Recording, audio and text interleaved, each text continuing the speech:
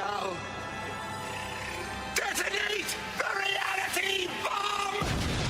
I will build a great, great wall. Some alien race to come down and threaten us. Is the singularity near? The truth is out there. The military-industrial complex. The 7 mountains of the influencers of culture. To be as gods, you know. Change has come to America. Catapult of propaganda. From a secure location on top of the ridge in the heart of the beautiful Missouri Ozarks, this is A View from the Bunker. Now, here's Derek Gilbert. The winds are howling and the coyotes are singing along.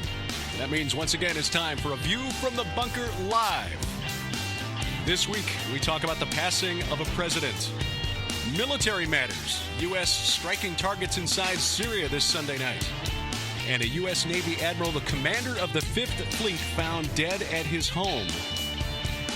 General Motors cutting 15% of its workforce, and efforts inside the Christian church to deconstruct God's creation. Meanwhile, Twitter bans dead naming. The Sanhedrin invites nations to a ceremony for the Third Temple, and have the Clintons finally jumped the shark? It's A View from the Bunker Live for Sunday, December 2nd, 2018. Welcome. I'm Derek Gilbert. Appreciate you listening wherever you're doing so. If you're at the website, VFTB.net, you can catch us later, of course, as we are archived just about everywhere, VFTB.net, YouTube.com/Derek Gilbert. You can follow us on social media, of course, at Facebook.com, View from the Bunker. Twitter, at View from Bunker, or new oneway.com, a new social media site without all of the advertising. oneway.com/Derek P. Gilbert, posting at all of those places. And of course, you can download the free mobile app. The free mobile app, linked at Spreaker and also at VFTB.net. It works on iOS devices, so your iPad, iPod Touch, iPhone, or your Android device. And download this program, download the app, and then listen to the program live. And you can also then join in the chat room. The chat room at Spreaker.com/show/VFTB if you want to go through all of that. But you'll find us broadcasting live there this Sunday evening. And, of course, all of the archives going back to 2009 there as well. Well, this week we note the passing of President George Herbert Walker Bush. 41st President of the United States, George H.W. Bush, passed at his home in Houston, Texas on November the 30th. And as is customary here in the United States, when an American president passes, the New York Stock Exchange and NASDAQ will close on Wednesday, as his state funeral will take place on Wednesday, December 5th. The president will lie in state next week. Well, next week, it is this week now, tomorrow and Tuesday at the United States Capitol. Public will be able to pay respects to President Bush from 7:30 p.m. Monday evening until 7 a.m. Wednesday. He will lie in the U.S. Capitol Rotunda in Washington, D.C. Kind of an odd practice that we have here. I understand people want to visit and pay respects to a former president, but as we have learned over the years, and as has come out again here just in the last few days, as we've been over the past several weeks discussing the new documentary film Belly of the Beast, and we will talk about that again this evening with our guest, who I'll talk about here in just a moment. The Capitol Rotunda inside the United States is filled with imagery that cannot in any sense be described as Christian or even Judeo-Christian. I mean, when you look up at the underside of the rotunda inside the United States Capitol, you are looking at the apotheosis of George Washington. George Washington being welcomed into the pantheon of pagan gods and surrounded by 72 cosmocraters. And that number 72 is significant. 72 or 70 symbolically in the ancient world had the same meaning. Essentially represents the entire set. Every last one, not a single one left out, essentially represents the gods of the nations. And for some reason, that is where we choose to put on display the former presidents of the United States and other dignitaries lying below this image that has adorned the inside of the United States Capitol for more than 150 years. Of George Washington being welcomed as a god into the pantheon of pagan deities. So, in keeping with custom, but most of us don't even think about that and think about what it means or represents. It's just, one of those things. Oh, that's what we always do. Why? Why was this ever considered a good thing? Well, anyway, we'll talk more about that. Our guest tonight, Carl Teichrib, the author of the new book, Game of Gods. This is an important research work. The research is impeccable. We've known Carl for some years now, gotten to know Carl and his wife, Leanne, and we are honored to call them friends. And this book documents what is a process in place by globalists underway to, in their minds, welcome in a new golden age ruled over by the pagan gods of the ancient world. And, of course, that's essentially what the documentary film Belly of the Beast is about. So, anyway, we will get into some of that discussion. And but again, we just note that as we broadcast this Sunday evening, President Bush on his way to the Capitol, where he will be laid, he will lie in state for about a day and a half from Monday evening through Wednesday morning, before proceeding on to his place of final rest. Military matters this Sunday evening is being reported by sources out of the Middle East, including some Israeli sources, so we pretty confident we can trust those. But they are basing their reports on Syrian national media, so take that for what it's worth, that the United States-led coalition in Syria has launched airstrikes against positions held by the Syrian army. This is in Homs province.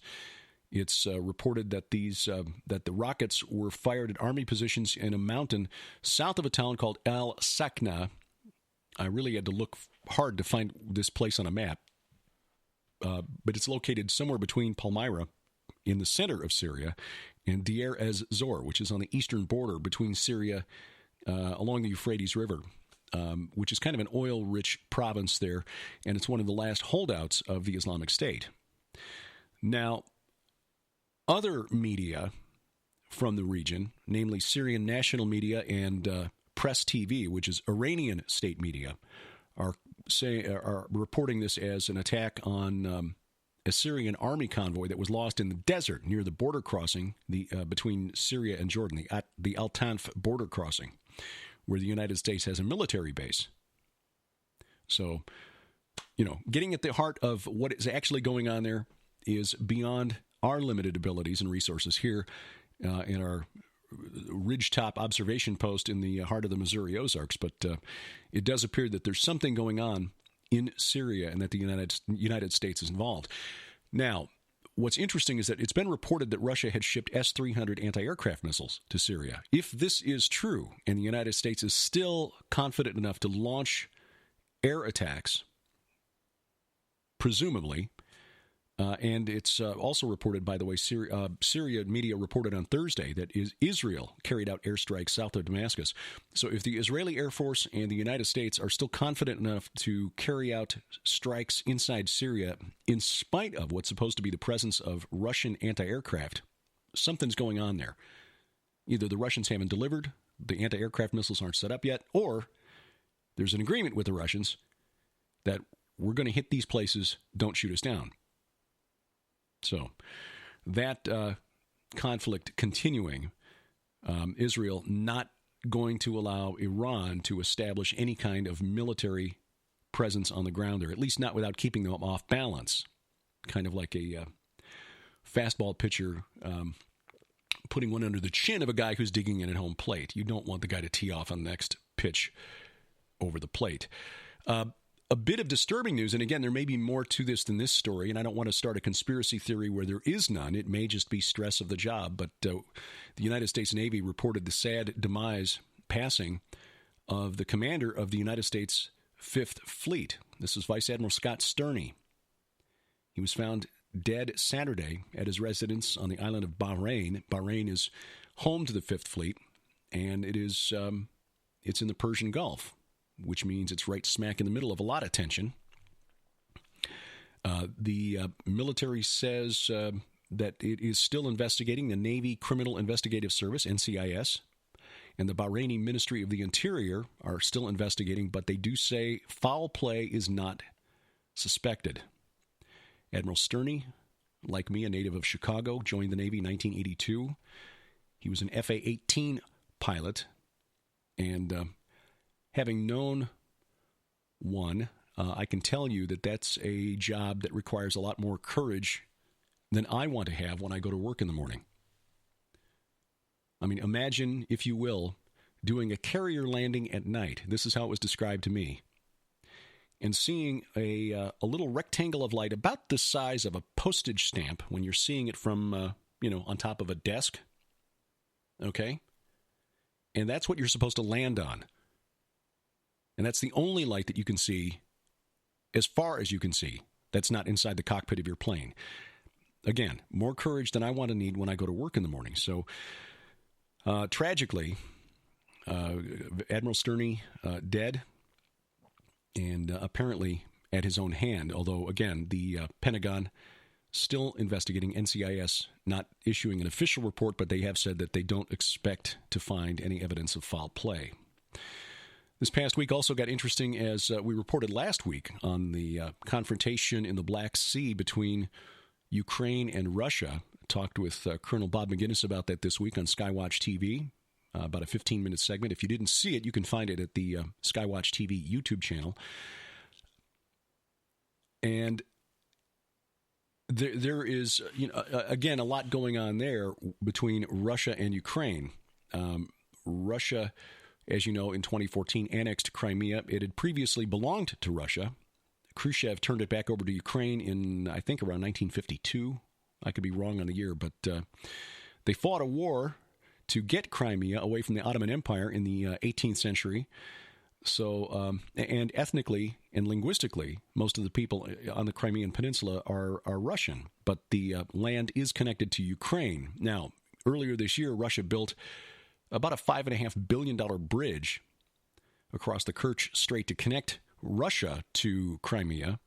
And, of course, Ukraine wasn't happy about that because it now means that Russia can move military forces across into Crimea on a moment's notice. And Russia has been a little more energetic or aggressive in denying access to the Sea of Azov to Ukrainian vessels. So there was a confrontation last weekend. Several vessels, Ukrainian Navy vessels, were impounded by Russia. 24 sailors were seized. 6 of them were injured. Ukraine claims that Russia forced the confrontation and released audio that suggested that the orders came from Dmitry Medvedev, who is Putin's right-hand man. And in return, Russia released video of Ukrainian sailors saying that they provoked the confrontation.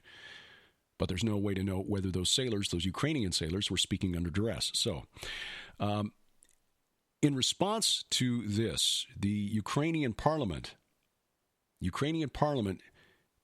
following the request of President Poroshenko, Petro Poroshenko, issued a decree of martial law. So martial law has been imposed on Ukraine that will extend through the end of December. But as part of that declaration, Kyiv has declared that Russian men will be barred from the country.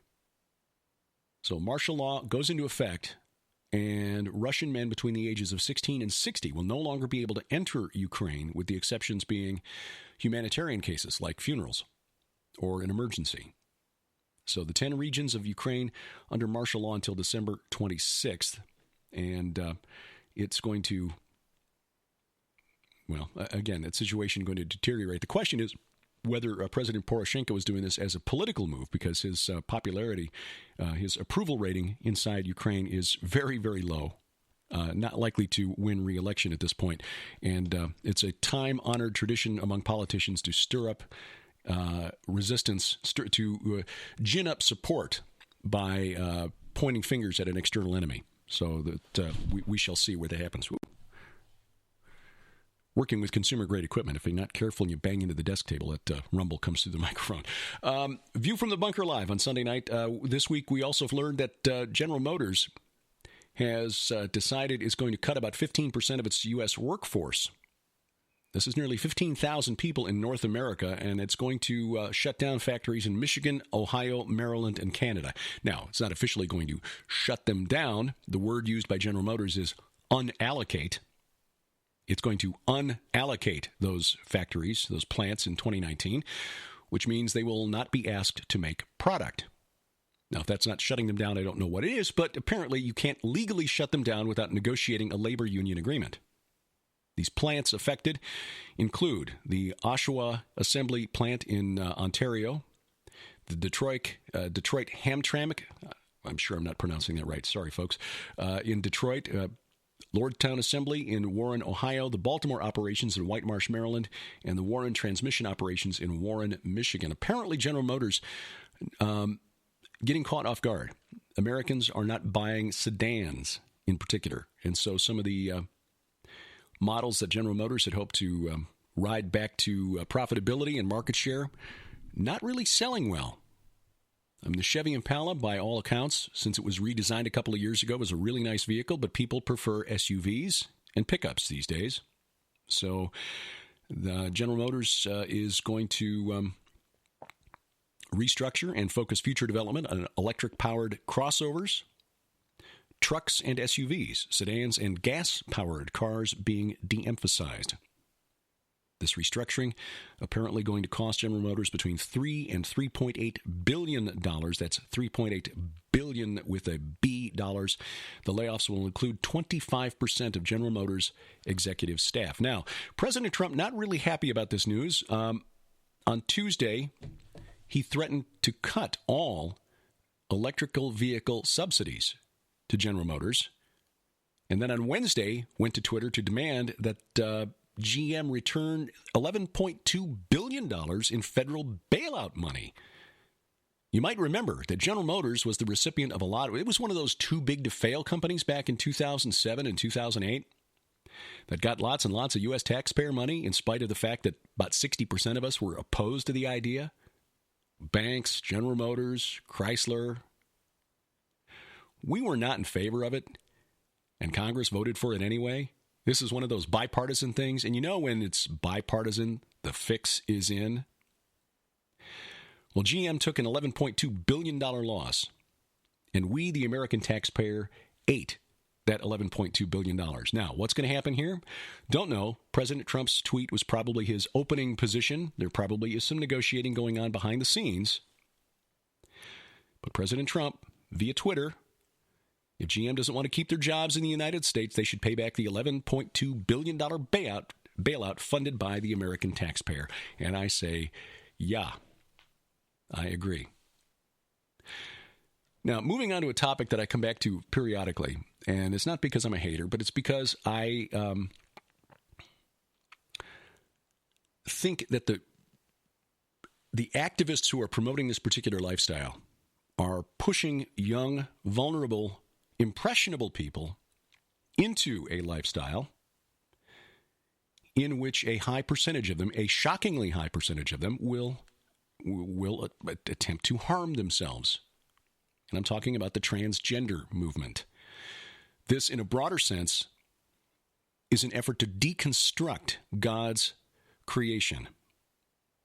As Jesus told his critics, have you not read, from the beginning created he them male and female? Then, of course, the broader implication there is that there are certain roles, gender roles for men and women. In fact, I've been writing about this for my next book. And trying to be sensitive about this because I realize that everybody is different. All right, not every guy wants to play football. Not every woman wants to sit at home and, knit and bake cookies. But still, you cannot deny the biology, the reality that men and women are fundamentally, physically, biologically, and genetically different.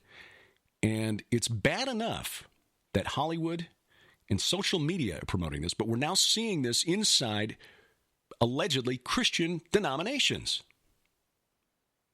Now, just a few examples this week. Twitter this week is showing its support for gender-confused individuals by issuing new rules banning misgendering and dead-naming, calling it hateful conduct. This now will get you banned from Twitter. Now, misgendering is referring to somebody by the incorrect personal pronoun, he or she, instead of, I don't know, je or jir or whatever. There are more than you can keep track of, and there are colleges and universities now where professors are being told that they have to adopt the preferred pronoun of students, which may change from day to day. Twitter is now taking it and incorporating it into its code of conduct. Dead naming, this is a new term to me, dead naming is the practice of using somebody's former name. If they change gender and change their name, referring to them by their old name is considered hateful conduct, dead naming. Now, I spent many years, well, I shouldn't say many years, but I spent a number of years in professional broadcasting. Started in professional broadcasting when I was still in college, 1980. And I used an air name. And did that while, broadcasting until the early 90s. So for, better than a decade. I went on the air, used a different name than the name that is my legal name, my given name. Professional reasons, but also for, privacy. So if somebody wants to be called by a different name, say Bruce wants to be called Caitlin, all right, I call him Caitlin. But pronoun-wise, he is still a he. Surgery and hormone injections does not change the basic biology or the underlying, and this is the key, okay? And this is why I try to be careful and not get angry at those who identify as transgender, because they genuinely need love and support, love and help and counseling. I get angry at those who are encouraging this behavior, because those who genuinely believe that they are a different gender other than what they are, the one they're born with, really have deeper issues. And sadly, the courts are getting involved in this as well. A Texas father is being accused of child abuse, and he's being taken to court by his ex-wife because he refuses to raise their son, James, as a girl.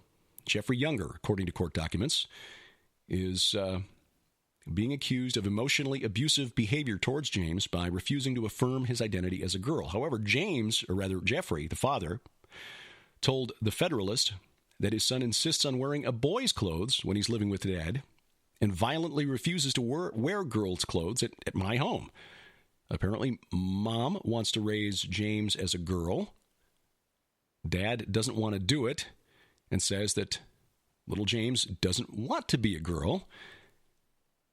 And yet this has found its way into the court. The author of the article at The Federalist is a fellow I've interviewed. His name is Walt Heyer. Walt admits, he said, that this is the kind of thing that can lead to gender confusion issues. In fact, he's talked quite openly about his own story. He was cross-dressed for 2.5 years by his grandmother as a boy, and that perhaps other things led to issues where, as an adult, he decided he really was a woman in a man's body and went through gender reassignment surgery, lives as a woman for about 9 years, and then realized that his emotional issues hadn't gone away. He now lives as a man, and when I interviewed him, you find by the way, you can find the interview in the archives at VFTB.net and hear Walt's story directly. There is no going back from that surgery. There is no corrective to gender reassignment surgery. So the problem with transgenders who experience regret is that not only are they now still saddled with their emotional issues, they are now also mutilated. So sadly, this is a kind of court case we are probably going to see more of in the future. Celine Dion encouraging this. She announced the launch of a new gender-neutral clothing line for children. You might have seen the video traveling around the internet. Kind of a James Bond-ish thing where she goes into a nursery where you've got little babies dressed in pink on one side and blue on the other, and she goes through and changes everything to gray. And I looked at the clothing line is called Celine Nunu, and I looked at the designs. It's not only just, it's dark. I mean, it's dark because a lot of these designs for children have skulls on them. I mean, what does it have to do with gender one way or the other? I mean, gender neutral is one thing, but skulls. Hello, skulls. Are we the bad guys here? A the former spiritual director to a Roman Catholic parish in Calcutta, India, Monsignor John SF, who is a Roman Catholic exorcist, told the National Catholic Register, this gender thing is demonic.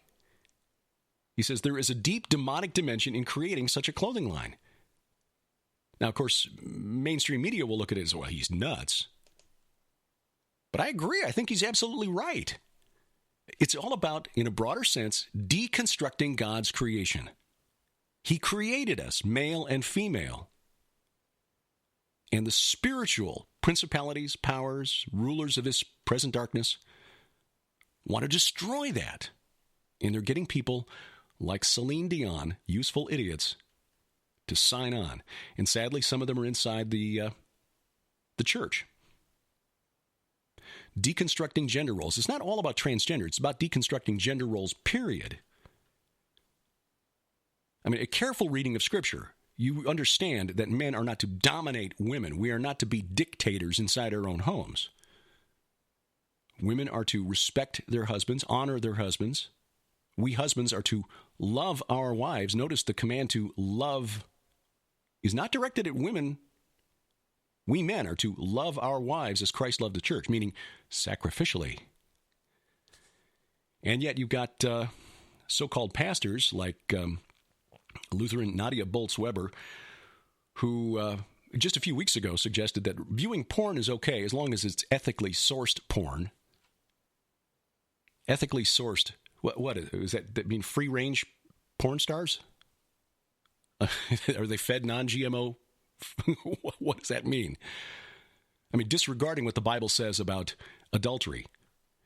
She now has put out a call for women to send her their purity rings. Why? And just, if you're listening to this in the archives, you got kids around, you might want to pause this and send them out of the room. I'm going to be delicate here, but there's no way around this. Time for the pause. Okay. Nadia Bolz-Weber is calling for women to send her their purity rings because she wants to melt them down and then have a sculptor create a golden vagina in protest of evangelical purity culture. I guess this goes hand in hand with their belief that viewing porn is okay. Bolz-Weber's the founding pastor of Denver's House for All Sinners and Saints. And apparently this is what she wants to be her legacy. This sculpture will be unveiled at the 2019 Makers Conference. And those who send in the rings will receive a certificate of impurity as well as a shameless impurity ring.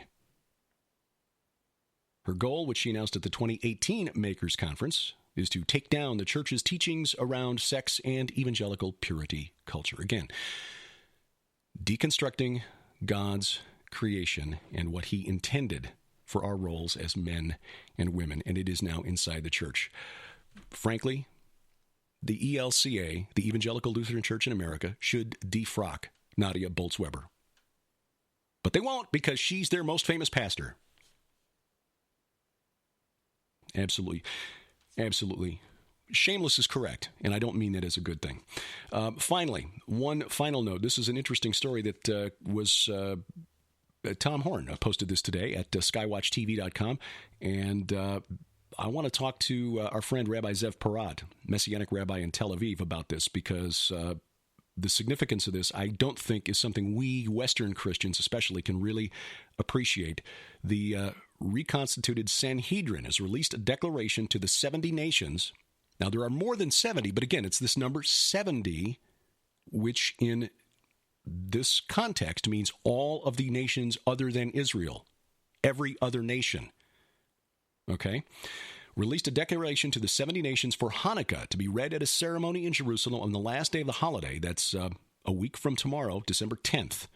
The ceremony will include the consecration of a stone altar prepared for use in the third temple.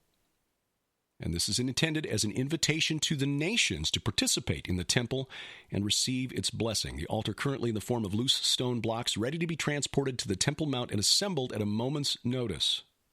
The location of this ceremony, still unclear, because the city of Jerusalem is weighing security issues. A Jewish ceremony like this done inside of the Temple Mount, you had better believe there will be a violent response. But this will be a full dress and reenactment of the Korban Olah Tamid, or the daily offering, performed by Kohanim, Jewish men of the priestly caste who were descended from Aaron, the brother of Moses. They've identified these men, and they are in training. The Third Temple Project, the Third Temple movement, is a serious thing, and we're going to see this ramp up. We're in the middle of the 70th year of Israel's independence as a nation. 70. Every last one. The full set, not one left out. The ceremony also reportedly part of the Sanhedrin's ongoing effort to establish a Bible-based international organization to replace the United Nations. Rabbi Yoel Schwartz, president of the Sanhedrin's Court for the Noahides, meaning Goyim, Gentiles, willing to swear allegiance to the Noahide law. Rabbi Schwartz preparing a declaration that would describe the spiritual basis for this new organization. So again, interesting things, prophetic things taking place in Israel even as we speak on this Sunday night, December 2nd of 2018. There are forces at work behind the scenes in this world that are trying to bring in a golden age, and they're coming at it from different angles. The Sanhedrin has one approach. Our next guest will tell us about another. A globalist movement to bring in a golden age ruled by the pagan gods of antiquity. Carl Teichrib joins us next as A View from the Bunker continues. I'm Derek Gilbert.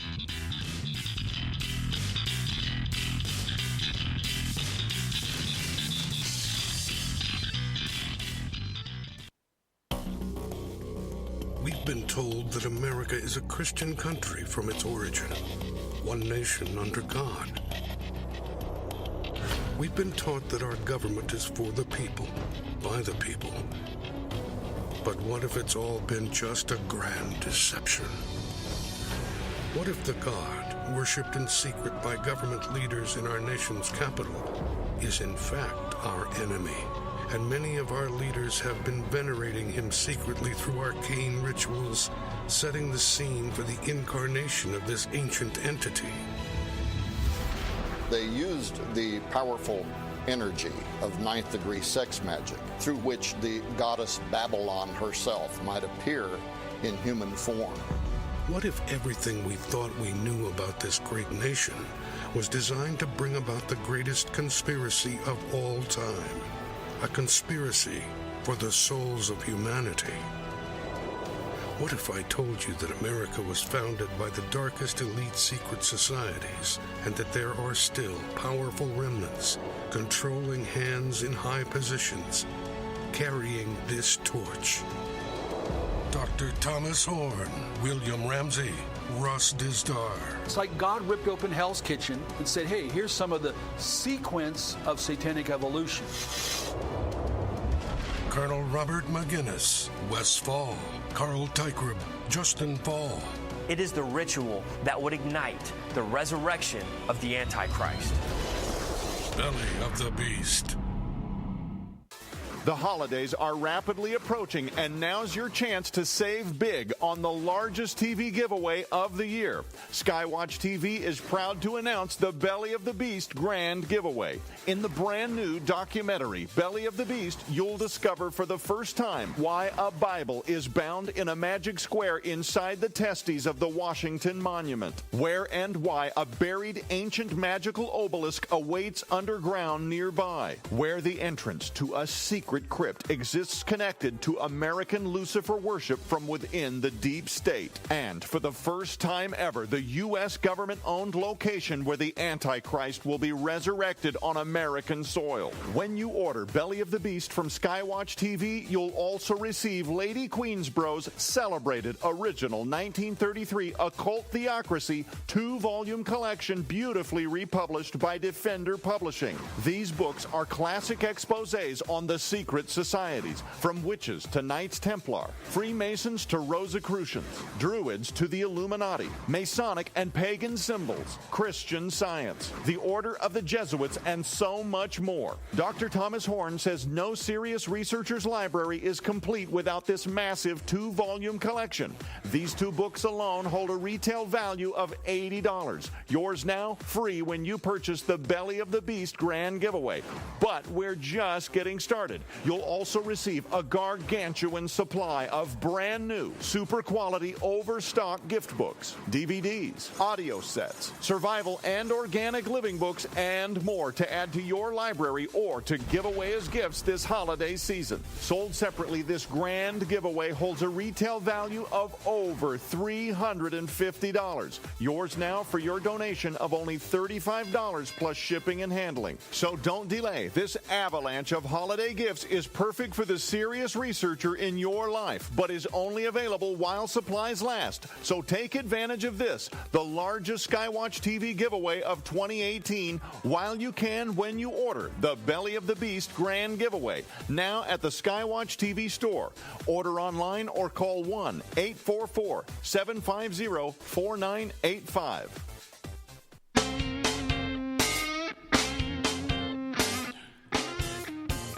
Speaking to the world from a hilltop bunker deep in the Missouri Ozarks, this is A View from the Bunker. Welcome, I'm Derek Gilbert.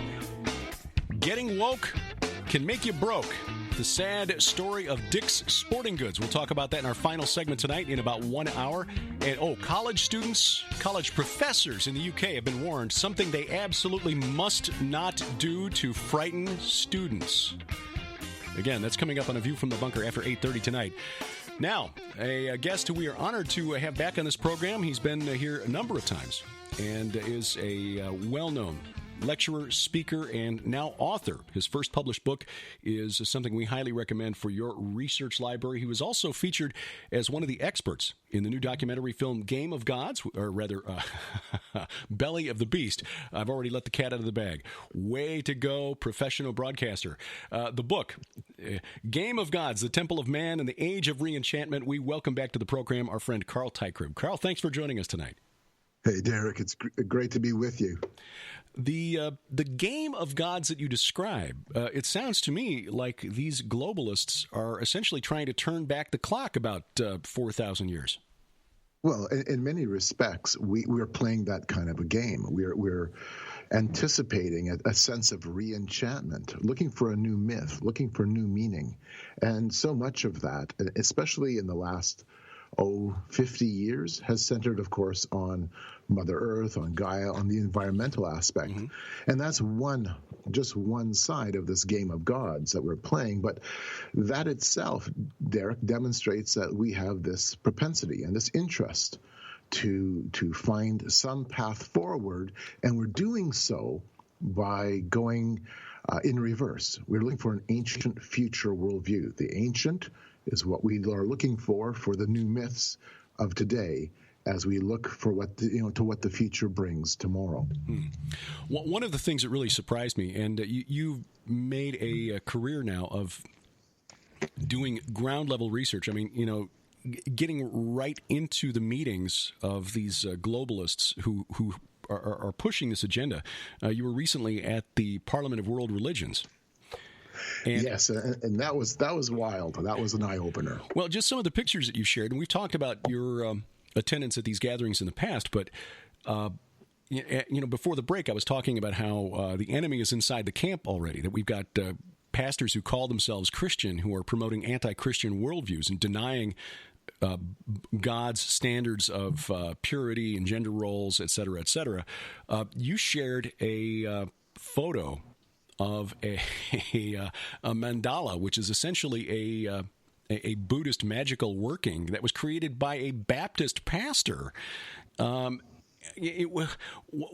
is going on here? I'm glad you brought that up. One thing about the Parliament this year, this was my second Parliament I've attended, but I've attended other interfaith events going all the way back to the year 2000. But of all the events I've been to, and I've been to a lot, the thing that struck me with this Parliament was the amount of anger, the hostility, that sense of venom that came out, geared primarily to those who are Christian, evangelical Christians, conservatives, anybody, by the way, who voted for Donald Trump, taboo, you're a demon. Literally, that's the language being used. You're evil. Free market capitalism is evil. If you are engaged, I know. Ironically, of course, I don't think anybody there made their own shoes. They all got there somehow with with the benefits of capitalism.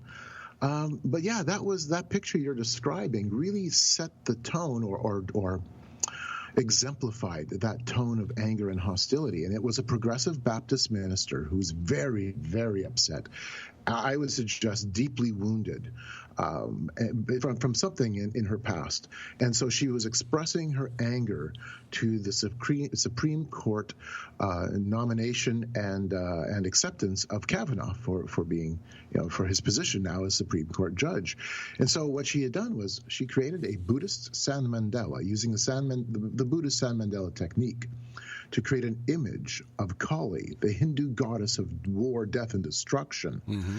And Kali is holding Kavanaugh's severed, bloody head in one hand and has a ring of the severed heads of those who were involved in confirming Kavanaugh for his position on the Supreme Court. And the head of Kali was the image of a young man who was screaming, and the image comes out of some media piece of somebody, one of the protesters at after the Kavanaugh hearing, and his response to his acceptance. And Derek, I mean, talk about over the top. And again, myself, this is a Baptist minister doing this magical working. Right. Yeah. And then, at the end of it all, and this is the one thing I don't bring out in the picture, but at the end of it all, my friends and myself, we stayed around and we watched while a whole group of everybody from the Baptist minister to Wiccans to people from a number of different faiths, as they all did this dance song invocation to Kali. And then they symbolically destroyed the Buddhist/Hindu art piece, destroying Kavanaugh in the process. Which is the whole point of that working. You're just summoning these demons that are embodied in the artwork to then do what it is you want them to do.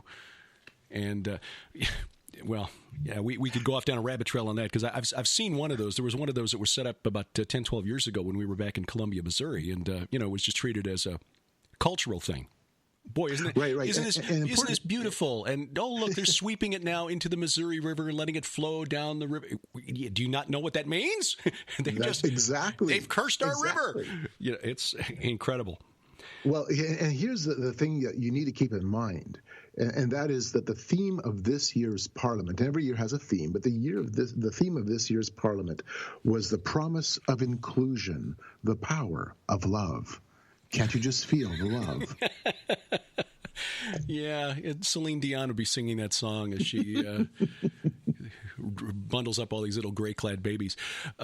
So the idea that we're all supposed to come together as one is a theme that you really dig into in the book, and this is something late Chris Putnam talked a lot about as well. Oneness. What is this idea of oneness? What is the ultimate goal of this movement? Oneness, it goes back a long ways. I mean, really, you could trace it, understandably so, all the way back to Genesis chapter 3, where we determine that we will be as gods, where we determine that we will have the knowledge of good and evil, and we will live forever. We accept that premise. We accept that lie.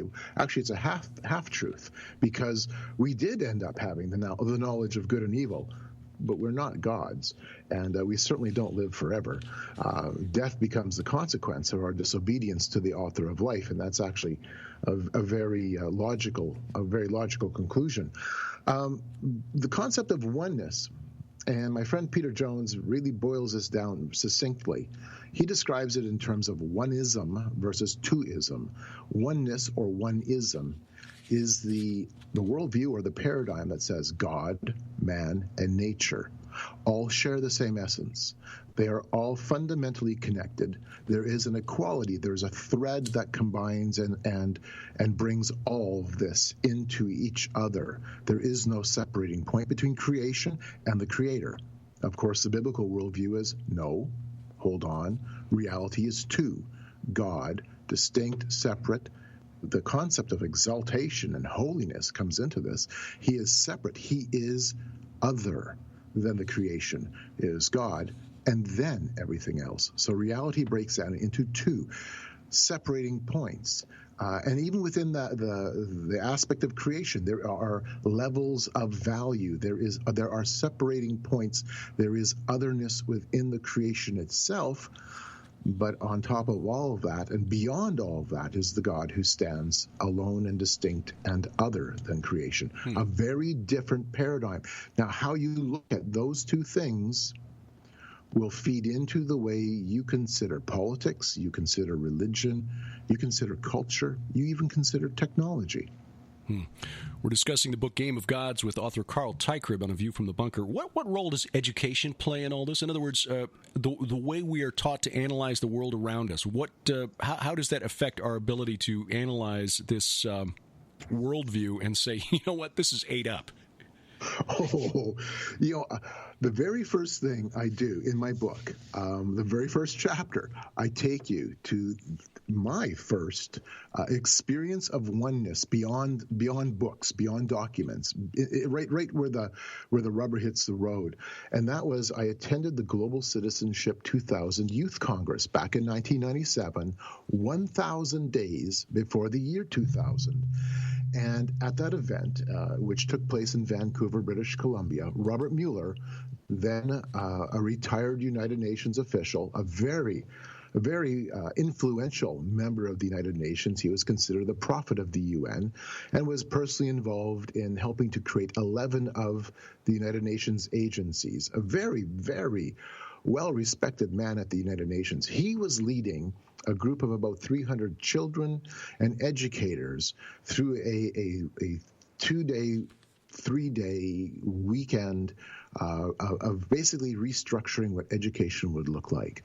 And so the whole thrust of that weekend was to realize that we are all global citizens. We're no longer citizens of Canada. We're no longer citizens of the United States. We are really cosmic citizens. We have the divinity within ourselves. And that was stressed to the children. That was pushed upon the educators with the idea and the hope being that this would end up becoming a philosophy that would be embedded in Canada's education system. We would have our loyalties first to the earth, to the cosmos, to creation, because essentially that is all there is. We are all divine. Creation is divine. You are divine. I am divine. We just need to awaken to the fact that we are all divine and we serve an evolving, progressing creation, a progressing a cosmos. And that was the essence of what we were being told. And of course, what was fascinating is watching how school children ate this up. I mean, Derek, there's stuff said and done, and I bring this out in the book. I bring this out in chapter 2 of the book. How children, when they were hearing Robert Mueller talk about how we have caused so much destruction to Gaia, we have harmed our mother so grievously by having the amount of children that we have, by having this large population on the planet. I'll never forget it. We had a girl. She must have been maybe 14 years old. During one of the Q&As, she stood up and she was weeping and she was demanding the end the end to children. And I'm like, this is a child calling for the end of children. Like, this is messed up stuff. One mother stood up. She was an educator, and she was weeping because she had committed such a grievous environmental sin, and that was she had brought children into the world. And if she had only known. Oh my. So that was for me, my first introduction. And that's, it goes back to the question you asked about education. Education is vital to changing the hearts and minds and attitudes of a generation. If you want to change a generation, you go first to the school classrooms. And that's the importance of things like the first environmental teach-in, which took place on April the 22nd, 1970. the very first environmental teach-in was our first Earth Day, with hundreds of thousands, millions of students across the United States and Canada absolutely becoming immersed in what really is an ancient pagan cosmology, this sense of oneness. And so I look at April 22nd, 1970 as a significant date because it changed the hearts and attitudes of school children, university students back then, who in turn became the trendsetters of today. Well, Carl, we're going to have to take an earlier break than planned here. This is one of the interesting aspects of working from a home studio. When the dachshund comes and stares in through the door and says, I need to go outside, he has to go outside. So we'll pick this up on the other side of a break here and talk about how Smokey Bear actually played into this re-education movement. And I also want to get into a discussion of postmodernism. Is it really a sustainable worldview? I mean, can we really make the claim that no one belief system is better than any other? We're talking about the new book, Game of Gods, The Temple of Man and the Age of Re-enchantment. Our guest is Carl Teichrib, and this is A View from the Bunker.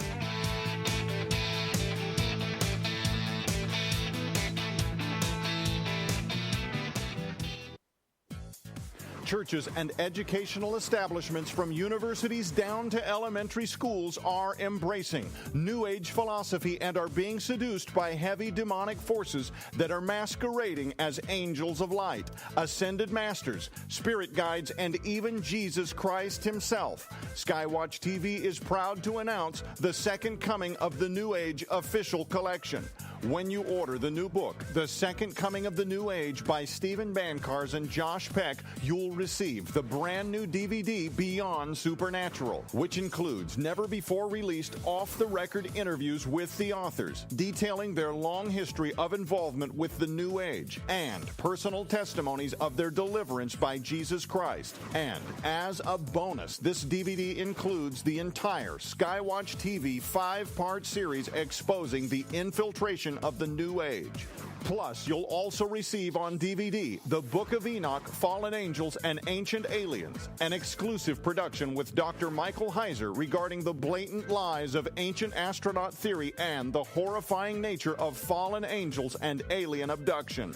Also included is the brand new audio series, Doctrines of Devils. Listen as Stephen Bancars interviews Doreen Virtue, world-renowned former best-selling author and teacher for the New Age, as she explains her incredible supernatural journey out of the occult and into the arms of Jesus. This over 12-hour series features bonus interviews with Dr. Chuck Missler, Dr. Thomas Horn, John McTernan, Gary Bates, and many more on the subjects of ghosts, demons, and the supernatural. But that's not all. You'll also receive the oversized, beautifully republished classic masterpiece in hardback, Myths and Legends of Babylonia and Assyria. This work provides not only the account of the mysteries of the ancients, but extracts and presents to the reader the occultism driving much of the New Age and heretical doctrines today. Sold separately, these items hold a retail value of over $150. Yours now for your donation of only $35 plus shipping and handling. You can have access to everything you need to arm yourself against the onslaught of pervading spiritual darkness now. The Second Coming of the New Age official collection is available now at skywatchtvstore.com. Order now or call 1-844-750-4985. Cutting-edge analysis of end-times prophecy on the very ground where it all unfolds. It's the Skywatch TV Wars of the Gods Tour of Israel, May 12th through 23rd, 2019, hosted by Derek and Sharon Gilbert, and Pastor Carl Gallups, best-selling author of Gods and Thrones and Gods of Ground Zero, Messianic Rabbi Zev Porat of Messiah of Israel Ministries, and filmmakers Justin and Wes Fall, producers of the Hollow Earth Chronicles. This is a once-in-a-lifetime tour of the Holy Land from Mount Hermon to the Dead Sea. You'll walk in Jesus' footsteps on the battlegrounds of the supernatural war with preaching and teaching along the way. Shiloh, Bethel, Mount Carmel, Nazareth, the Jordan River, the Mount of Olives, Sea of Galilee, the Garden of Gethsemane, and Jerusalem, where the final battle will be fought for God's Mount of Assembly, Zion. The Skywatch TV Wars of the Gods Tour of Israel. Reserve your place now. For information and registration, log on to lipkintours.com. That's lipkintours.com.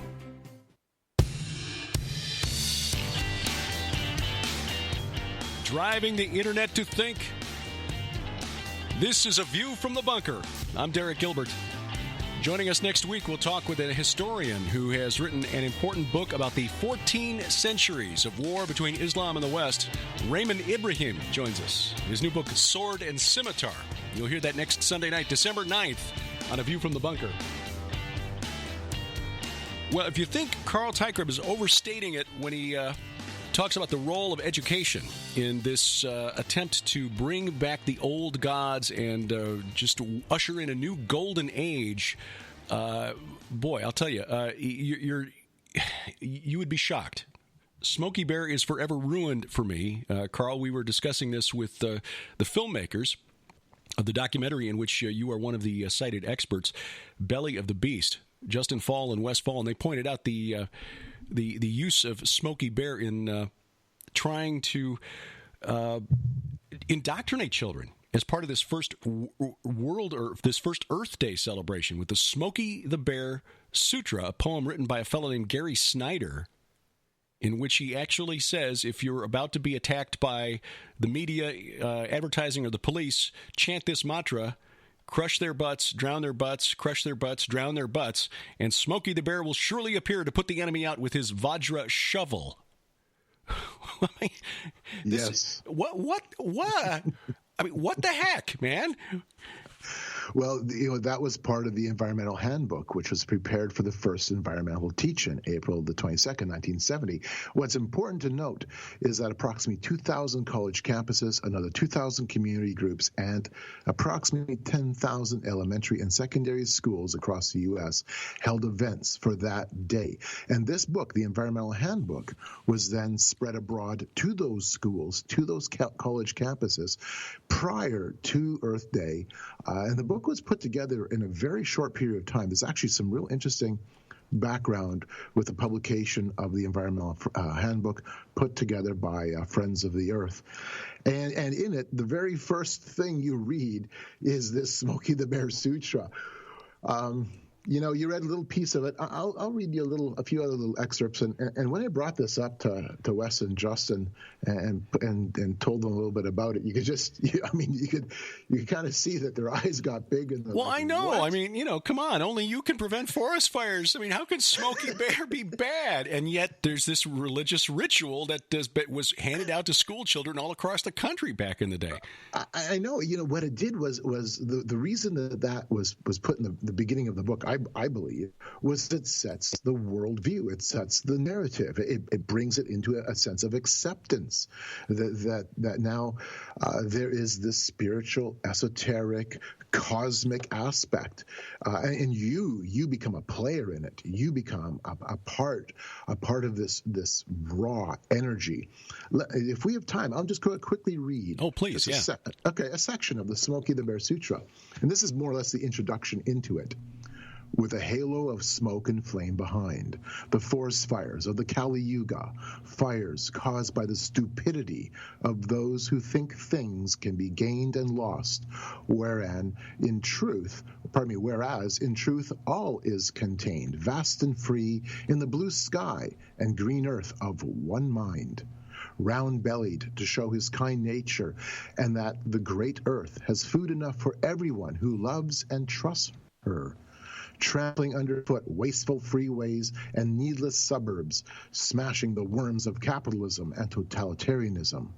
Wrathful but calm, austere but comic, Smokey the Bear will illuminate those who would help him. But for those who would hinder or slander him, he will put them out. And he will protect those who love woods and rivers, gods and animals. Now those who recite the sutra will enter the age of harmony of man and nature, and in the end will win highest perfect enlightenment. I'm getting a sense here that the environmental movement, the forces behind it, are really not fans of the Christian worldview. No. The idea that we have dominion over the earth is somehow antithetical to their position. Right, and you know, the Environmental Handbook really put that forward with, first of all, with Lynn White Jr.'s very famous essay on the historical roots of the ecological crisis, which said Christianity is to blame, and so a new religion is needed. And then towards the back of the book, it goes so far as to say, and this is a direct quote, "Let these be encouraged: Gnostics, hip Marxists, Teilhard de Chardin Catholics, Druids, Taoists, biologists," I'm not sure why biologists, witches, yogis, Quakers, Sufis, Tibetans, Zens, shamans, Bushmen, American Indians, Polynesians, anarchists, alchemists. The list is long. All primitive cultures, all community and ashram movements.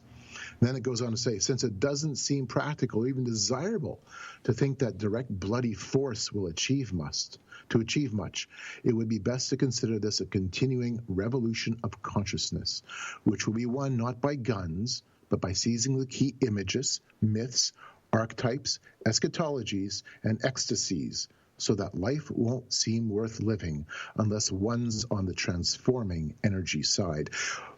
Let me tell you, Derek, that's bang on. That's what we now see around us. They have grabbed a hold of the images, the myths, the narratives, and have constructed that in such a way so that your life only has meaning, and that your life only has a sense of empowerment if you are on that transforming side, if you are engaged in that sense of really a spiritual revolution. This idea that all of these various religions that were named, that all of these religions that come together at the Parliament of World Religions can coexist, requires setting aside critical thinking, to be quite frank. And I mentioned before the break, postmodernism, this idea that we cannot know anything absolutely, and so who are we to say that one worldview is better than another? And there was a wonderful example of how ridiculous this is this past week. If you take that logic to its extreme, an American science fiction author, in an interview with a podcast, accused J.R.R. Tolkien of being racist because of the way he portrayed orcs in the Lord of the Rings novels. Who are we to say that these murderous, bloodthirsty, cannibalistic, slaughtering hordes are somehow, that their worldview, that their way of life is somehow inferior to ours? That's really racist when you come. Like, wait a minute. Whoa, hold on here. When you approach the world with that kind of postmodernist worldview, that there is no absolute truth, that we cannot say for sure one thing is right or one thing is wrong, I mean, how do you avoid ending up at that place where you're welcoming the cannibals into your home because you don't feel you're justified in saying they shouldn't be there? I know. Isn't this dangerous ground? I mean, we are walking on thin ice. This is an intellectual, social, spiritual time bomb. It's incredible that this is one of the dominant strains of intellectual thought in our educational system today. Right. Getting back to the idea of oneness and moving towards this global or universal consciousness idea. I note that you examine a number of strains of thought leading in that direction, and one that might surprise people is the UFO phenomenon. That doesn't surprise me because Josh and I covered that in our previous book. But what role, thought behind the modern UFO phenomenon is contributing to this idea that we're all just, part of a greater whole? We just need to find our way back to that unity. Well, the UFO phenomena, I explored from the perspective of what especially are the channeled messages, and what are those messages saying? And over and over and over again, the channeled messages, assuming that we can believe them when they say that we are extraterrestrials, we are aliens, we are visitors from a far, far off galaxy, which, I'm sorry, based on your messages, I don't believe you. Based on your messages, I do believe you are an outside entity. I believe you are definitely an intelligence that is not human. But I think based on your message, I know where you come from. I know where you're kind of where you're wanting us to go as well. The message always is this: you have lost your divinity, or you've lost your remembrance of divinity. You need to come together to recognize your sense of oneness, to recognize that you are really, truly divine. Your allegiance needs to be back to the earth, back to the cosmos. You're destroying the planet. You're destroying this incredible miracle in the cosmos. We're coming to help you. We're coming to help you manage and better understand your place in the higher order of the galaxies. On and on it goes. When I read, and I've got a whack load of stuff in my library, and I put it into the book. When I read these channeled messages, it just blows me away that I'm basically reading Karl Marx and Al Gore.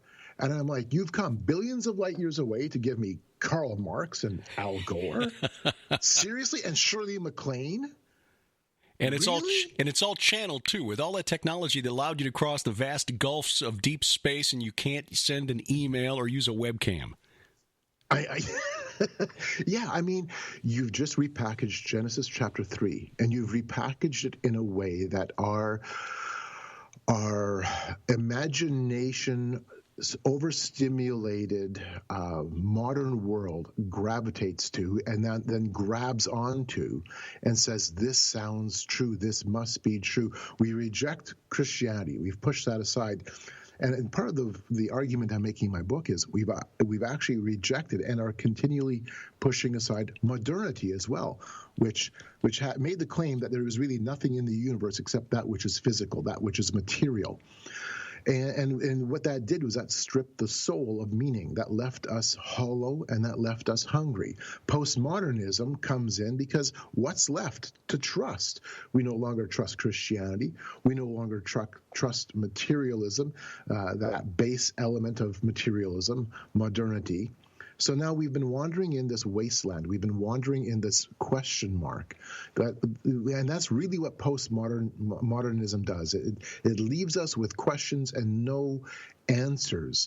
Mind you, it guides us towards looking for, because we've rejected Christianity, we're looking now for meaning in the collective. We look for meaning in each other. We look for meaning by the messages given to us by extraterrestrial transmissions. We're looking for meaning in the earth itself. On and on it goes. We look for meaning anywhere and everywhere else outside of Christianity. And what we end up doing is we end up doing what we see in Romans chapter 1.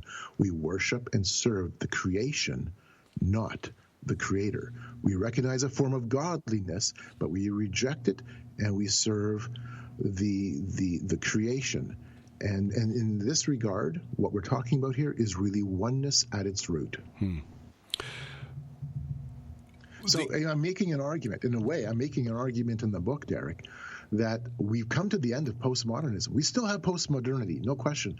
The very fact that we're wrestling with token and orcs, I'm sorry. That's postmodern stupidity. It's taken to its logical extreme, of course, but it just illustrates the bankruptcy. I mean, it's a self-refuting worldview. Exactly. We still have elements of modernity as well. We still have that humanistic, atheistic, secularist mindset too. We're not getting away from that.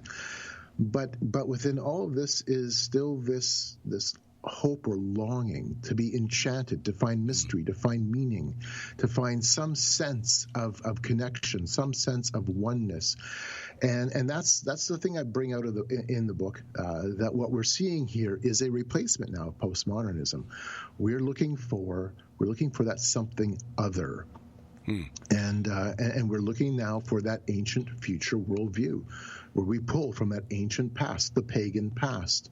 We pull from the spiritual past, and that we unite that with things like transhumanism, like the technologies, the works of our hands. We connect that in our culture. We connect it into our politics.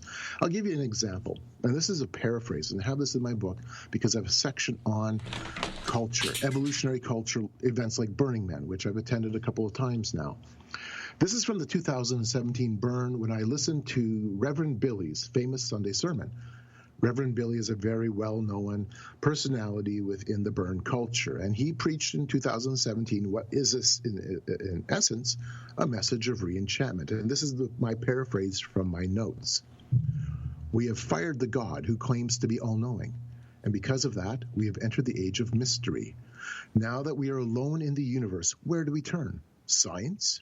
It knows far less than the persona it projects. So we must turn to our experiences, our realities, and our sense of self. And we turn to the sacredness of the earth, for we are made from the earth. We can therefore trust the earth, even in our death, which is just part of life. For it is the earth that sustains and embraces us. Earth-alleluia! And everybody responded back, Earth-alleluia! Earth-alleluia.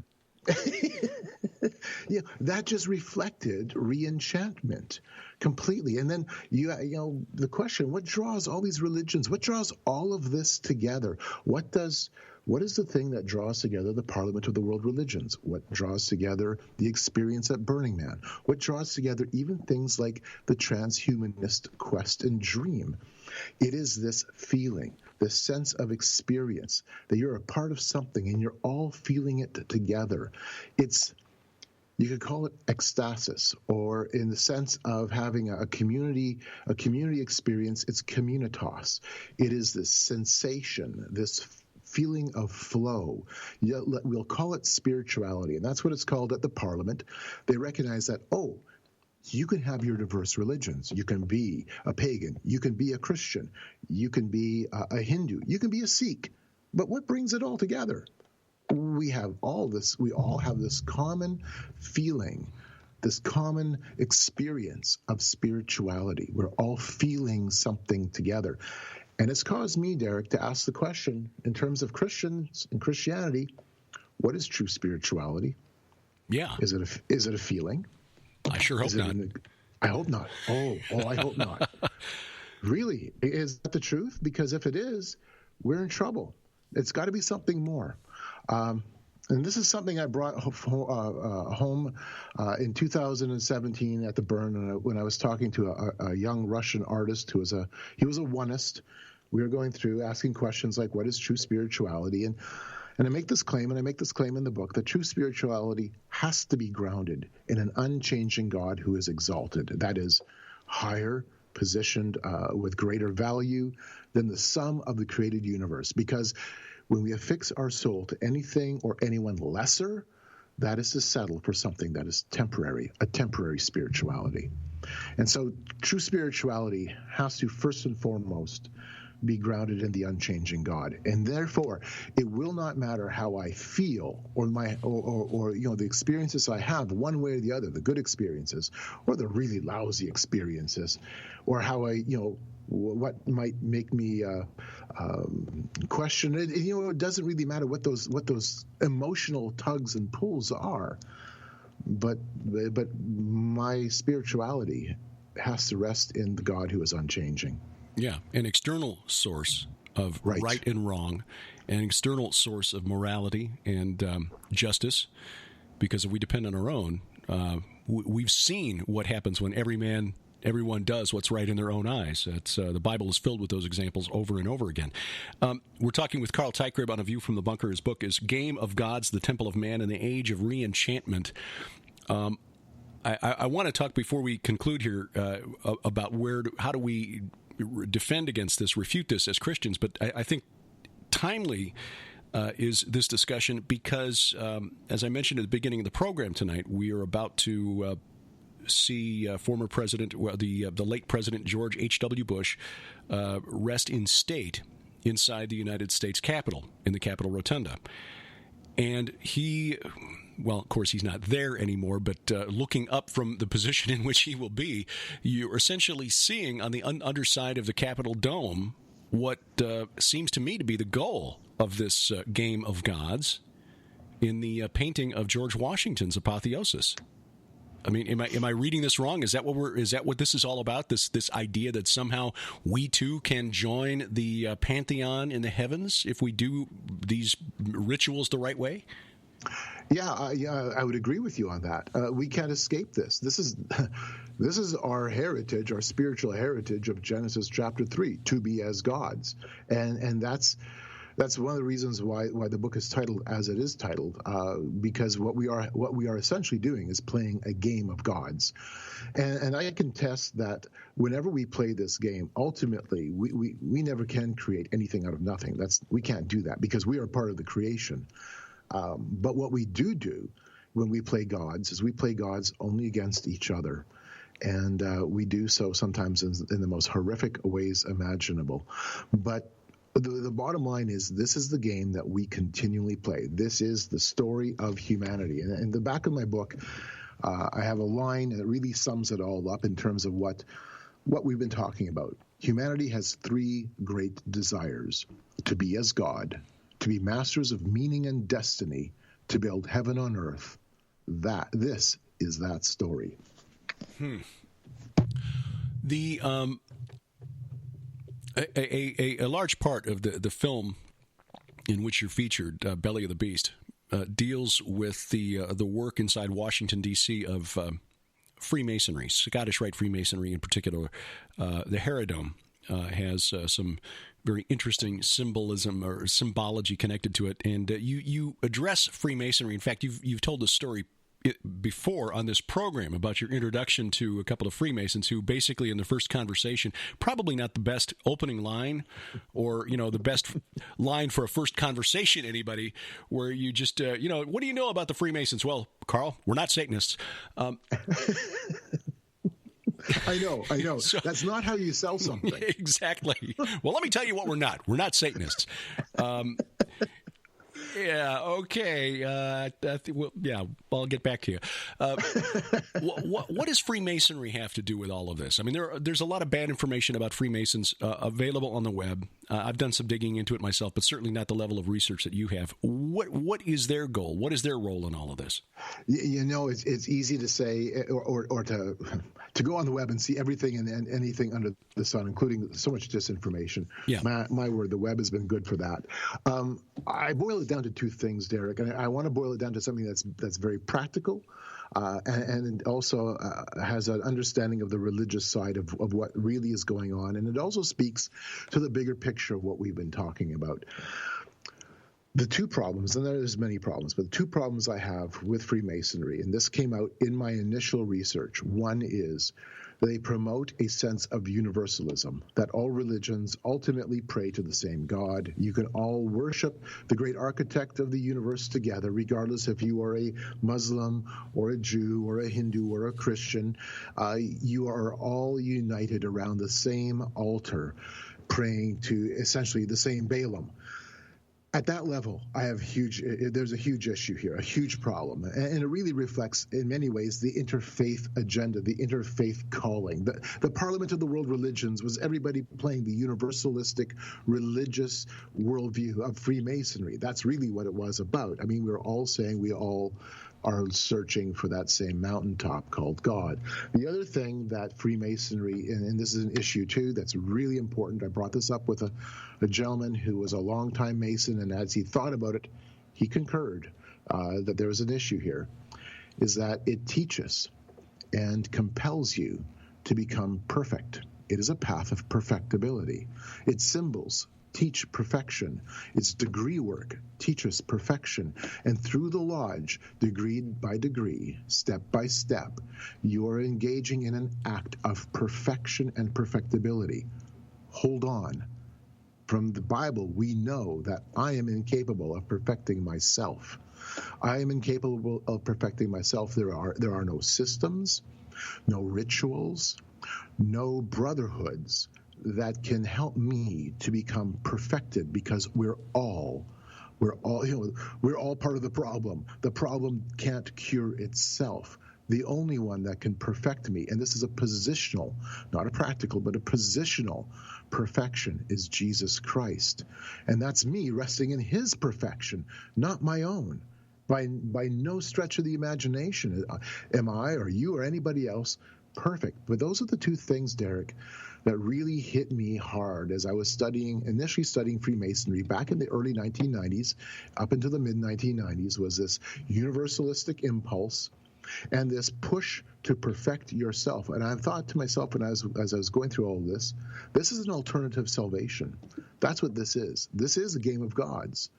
And what we're seeing here at that level is reflected all the way through. We see this being reflected again in our politics as we create a cult of world order. And I bring that out in my chapter on that subject. As we look at world government and this idea and ideal of world government, that becomes how we are socially saved. We are socially perfected. We're politically perfected, building heaven on earth. And it comes through in the interfaith community as we try to find a common ground, common bridge work for all religions. It comes through culture. It comes through technology. Again, we are playing this game where we perfect ourselves, we save ourselves, and we do it through our unity. We do it through oneness. Again, we're seeing Christians who should know better as part of this. We touched on this a bit in the first segment, but this is a long game amongst powerful men and women inside Christian denominations as well. This goes back to the Dulles brothers, doesn't it? Back in the 1940s, and yes. the World Council or the Federal Council of Churches. Oh yeah. The one thing, Derek, that I bring out in the book is I document everything. Well, I over-document. It's a little bit nuts. There is exactly 1,800 footnotes in the book. Oh, wow. And yeah, I know. I thought I had a lot in my book, and I only had 394, so. Oh, I counted at the end of the whole project, and it was 1801, and I went, that's not right. So I went back and looked for a footnote I could take out. So there was exactly 1,800 footnotes. But the point being is that you can go back into the footnotes of that chapter, The Cult of World Order, and you can scrape it even deeper if you want to. I mean, I'm bringing out that political sense of Christian involvement in world order. And World War I and in World War II, you saw that in a major way. In World War II, you had world order crusades being set up by the Methodists. You had world government Sundays, where you had sermons on Sunday mornings pushing for and advocating world government. You had world government letter writing crusades that your churches would engage in. And of course, John Foster Dulles was at that time the head of a commission through the Federal Council of Churches, becoming later on the National Council of Churches, on instituting world order and world government as a Christian duty, because we have to come together as one in our unity in order for us to save ourselves so we can build our heaven on earth.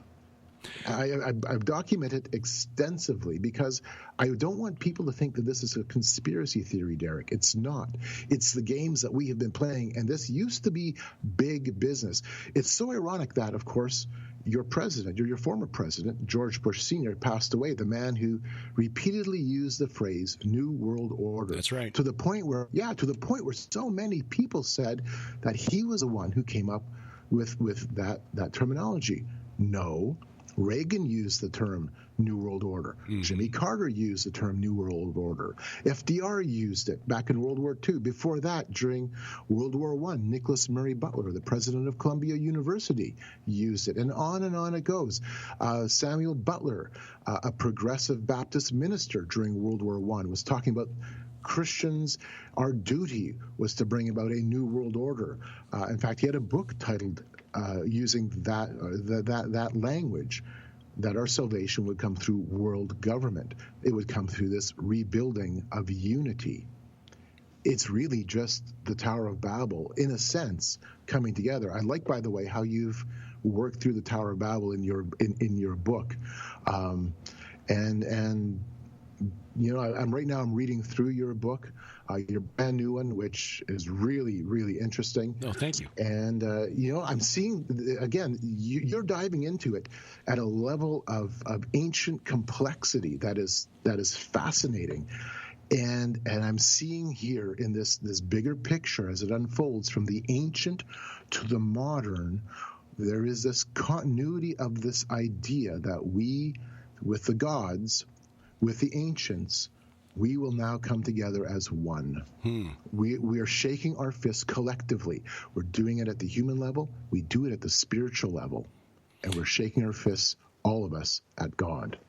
Not wanting to derail the conversation, but I'm finding this really interesting because it just reminds me of how many different levels these principalities and powers are playing this game and how blind we as humans are to the game. The next book, the book that I'm working on now, is kind of going in this direction. My argument is going to be that the religion that is on track to become the world's largest in the next 75 years or so, maybe the next 50 years at its current rate of growth, that would be Islam, is essentially a supernatural corporate merger. These ancient entities that were worshipped as the principal deities of the ancient Near East coming together in the wake of the resurrection, which took them by surprise. As Paul wrote, if the archons, if the rulers of the age had understood what God was revealing, what he was doing, they would not have crucified the Lord of glory. And yet they did.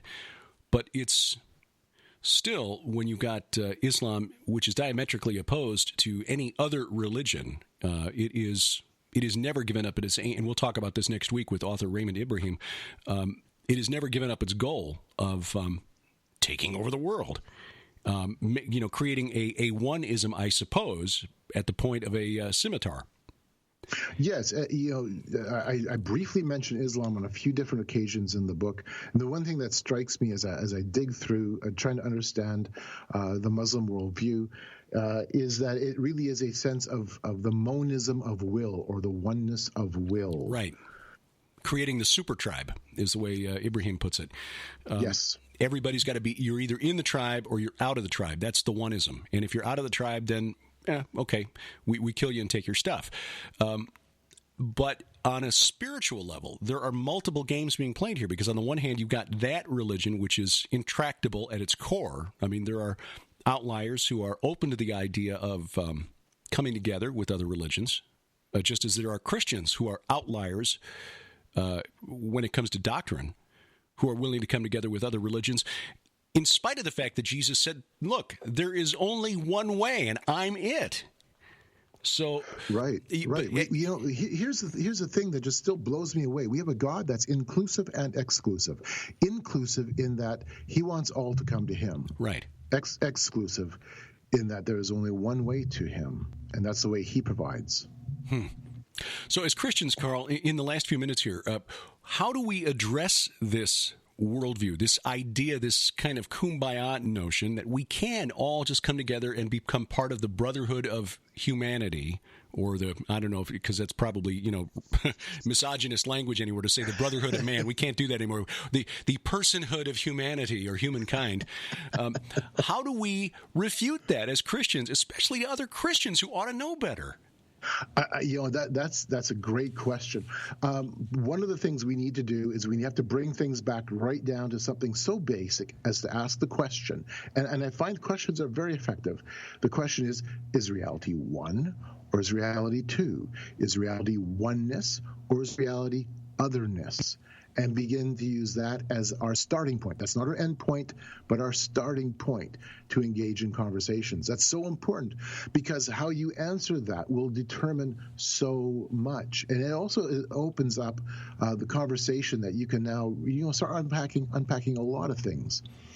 It's a method that we kind of started to use at Burning Man. My friend Bob Worley and myself, as we go there, we set up our camp of the unknown God. We pitch a sign with that word exactly, and we use that. That is one of our conversation points, and we have to.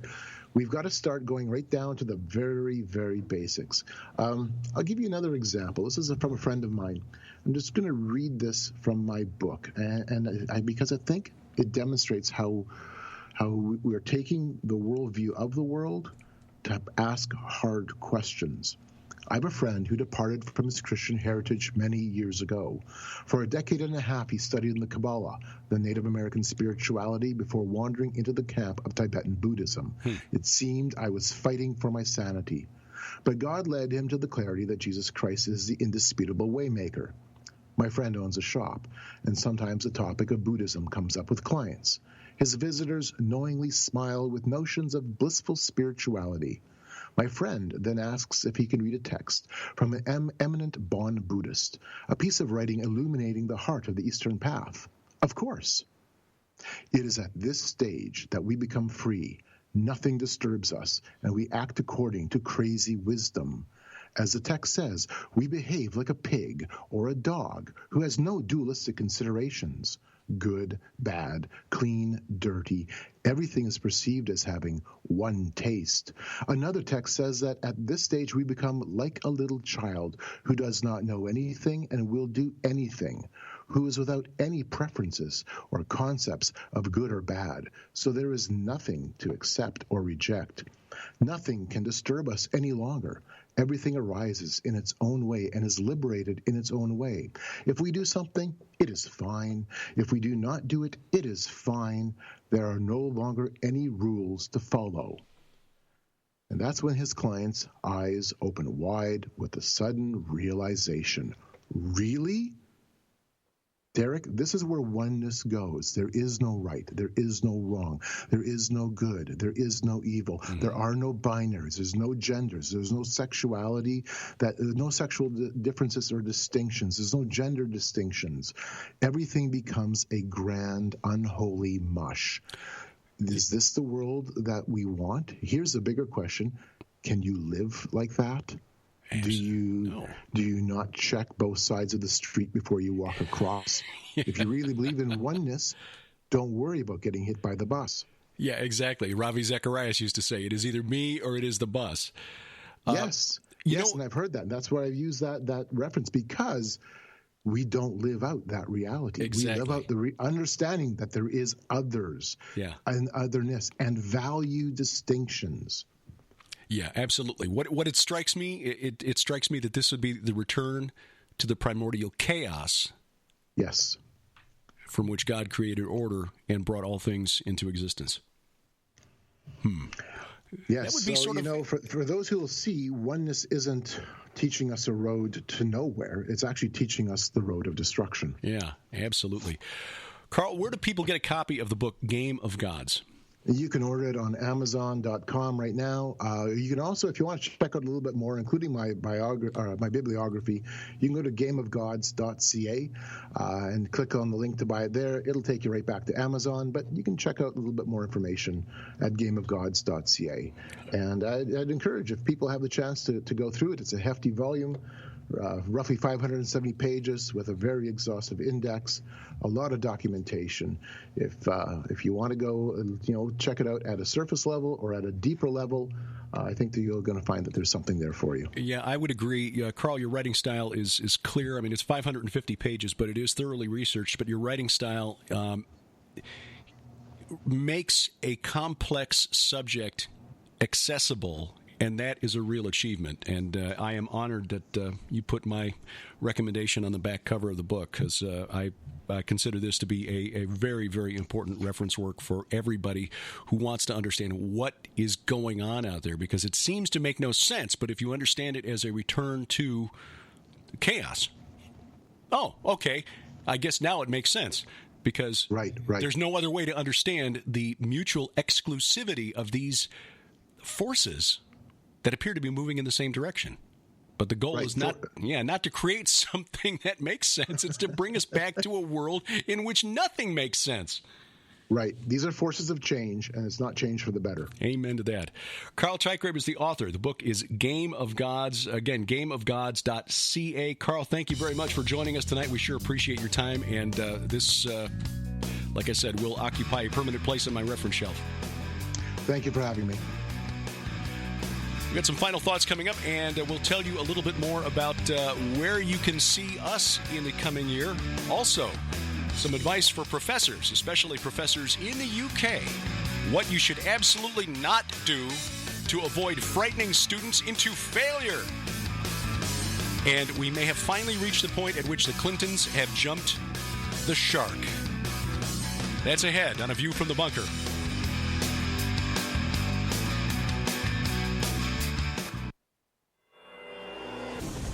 For thousands of years, mankind has debated how creation began. Ancient texts tell us the story, but today the real message behind the pivotal account of the Garden of Eden has been obfuscated and lost. That is, until now. World-renowned author Carl Gallups digs up the hidden truths from the book of Genesis to finally give back the knowledge that was lost to the world.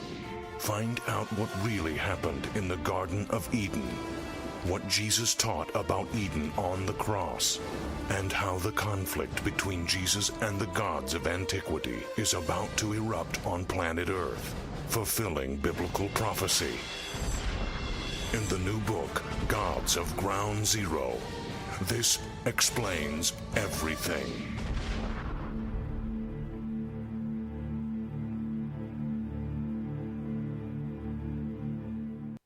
A new take on the prophesied war of Gog and Magog. Forget about Russia coming from the uttermost parts of the north. The enemy foreseen by the prophet Ezekiel is so much bigger and so much older. It's Last Clash of the Titans by Derek P. Gilbert, a #1 new release in Amazon's Christian history category. Last Clash of the Titans breaks down step by step how Greek mythology grew out of Canaanite religion, why the old gods of the Greeks, the Titans, were the watchers who descended on the summit of Mount Hermon, and why the Titans will return from the abyss for one final battle against God, Armageddon. Last Clash of the Titans, backed up by peer-reviewed academic research. Tom Horn calls this book stunning. Last Clash of the Titans, the second coming of Hercules, Leviathan, and the prophesied war between Jesus Christ and the gods of antiquity. Get it as part of a special offer at skywatchtvstore.com and available now in paperback and as a Kindle ebook at amazon.com.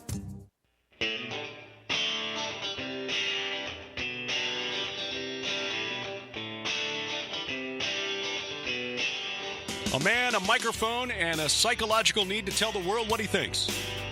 This is A View from the Bunker. I'm Derek Gilbert. Coming up next week, we'll find out exactly why the last 1,400 years, give or take, have involved so much violence between Islam and the West.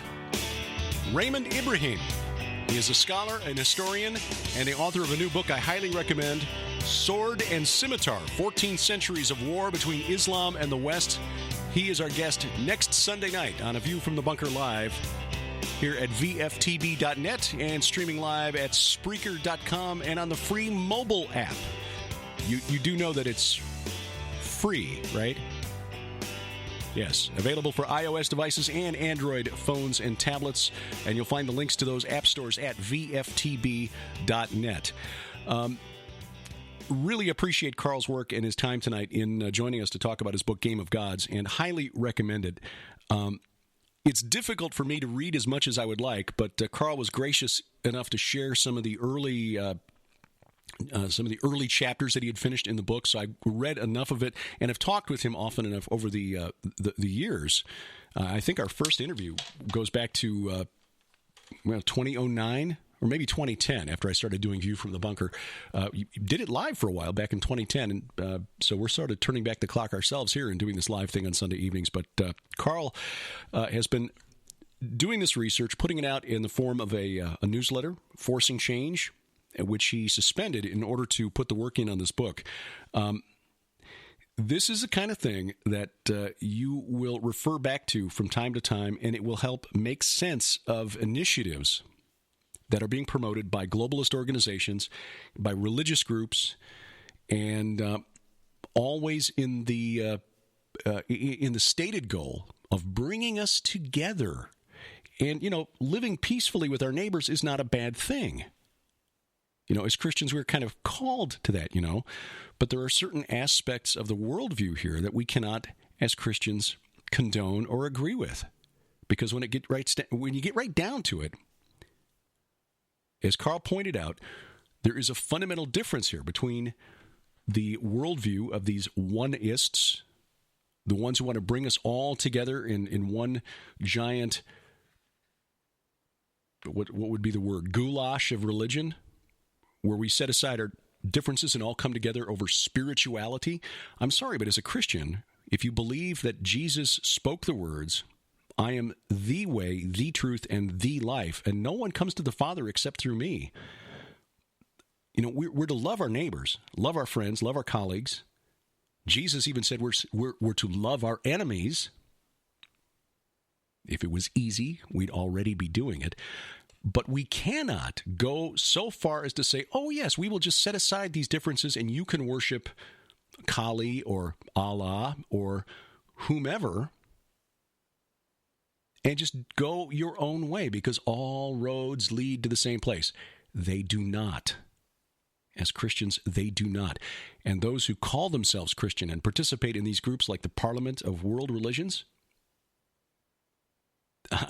I'm sorry, but there's a fundamental disconnect between what you claim to be and what the man you claim to follow, who is God, fully human, said about himself. You cannot redefine the religion to make it more comfortable and acceptable socially, politically, to the people around you. I'm sorry, but it doesn't get much more politically incorrect than I am the only way to get to heaven. It would be a lot easier to be a Christian if we could redefine Jesus that way. But if you do that, then you are not in any substantial way a Christian any longer.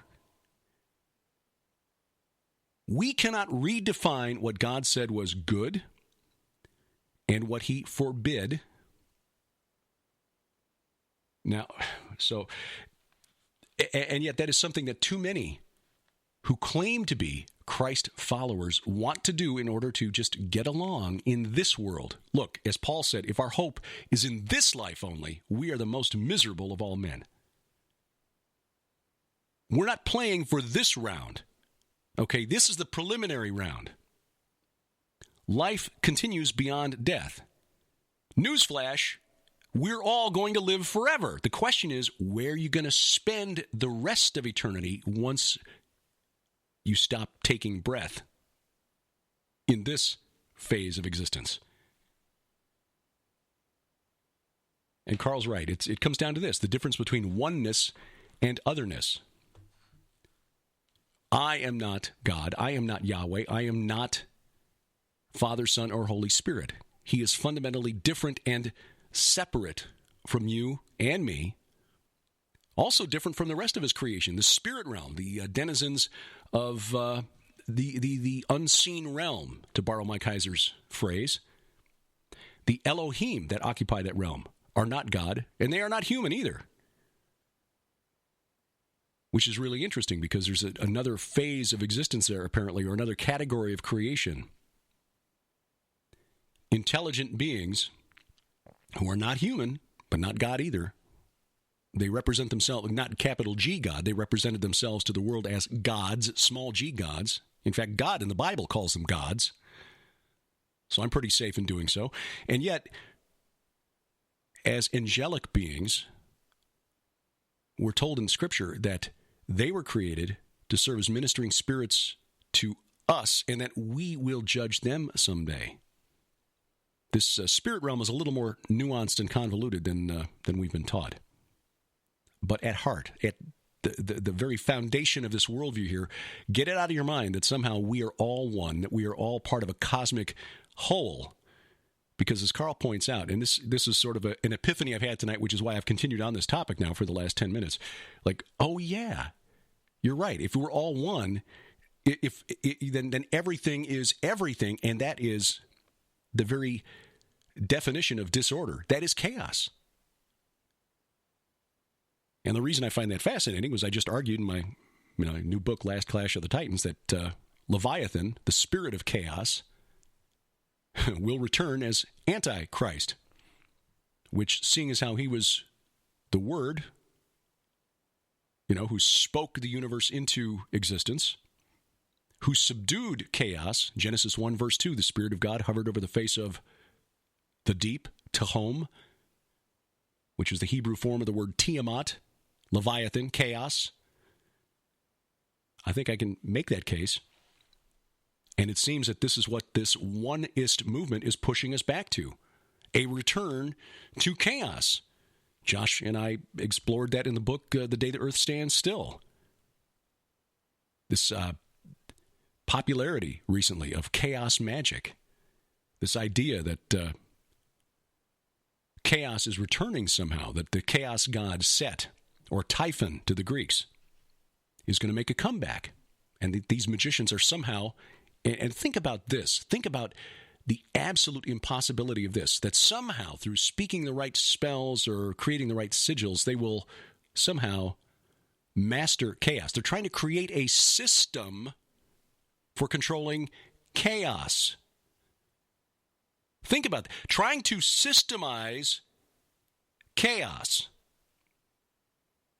That is a fundamental impossibility. If you can control it, it's not chaos any longer. It is mind-boggling.